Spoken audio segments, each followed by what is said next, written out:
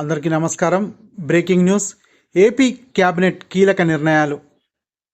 ఈ డీటెయిల్స్ చూసే ముందు వీడియో నచ్చినట్లయితే లైక్ చేయండి, షేర్ చేయండి. మరిన్ని వీడియోల కొరకు మా ఛానల్ సబ్స్క్రైబ్ చేసుకోండి.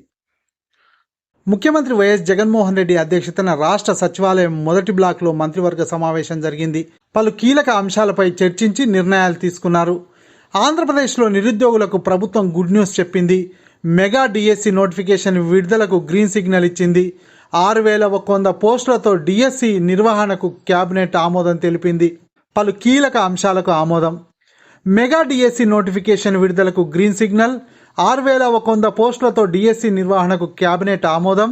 వైఎస్ఆర్ చేయూత 4వ విడతకు ఆమోదం. ఫిబ్రవరిలో వైఎస్ఆర్ చేయూత నిధులు విడుదల. ఎస్సీ, ఎస్టీ, బీసీ, మైనార్టీ మహిళలకు 5,000 కోట్ల నిధులు విడుదలకు ఆమోదం తెలిపింది. ఎస్ఐబిపి ఆమోదించిన తీర్మానాలకు గ్రీన్ సిగ్నల్ ఇచ్చింది. ఇంధన రంగంలో 22,000 కోట్ల పెట్టుబడులకు ప్రతిపాదనలు ఆమోదించింది. ప్రతి గ్రామ పంచాయతీకి పంచాయతీ సెక్రటరీ ఉండాలన్న నిర్ణయానికి ఆమోదం తెలిపింది.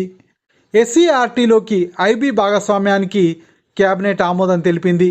యూనివర్సిటీలు, ఉన్నత విద్యా సంస్థల్లో పనిచేస్తున్న నాన్ టీచింగ్ సిబ్బంది పదవీ విరమణ వయస్సు 60 నుంచి 62కు పెంచింది. అటవీ శాఖలో 689 పోస్టుల భర్తీకి కేబినెట్ ఆమోదం తెలిపింది. నంద్యాల, కర్నూలు జిల్లాలో 2 విండ్ పవర్ ప్రాజెక్టులకు ఆమోదం తెలిపింది.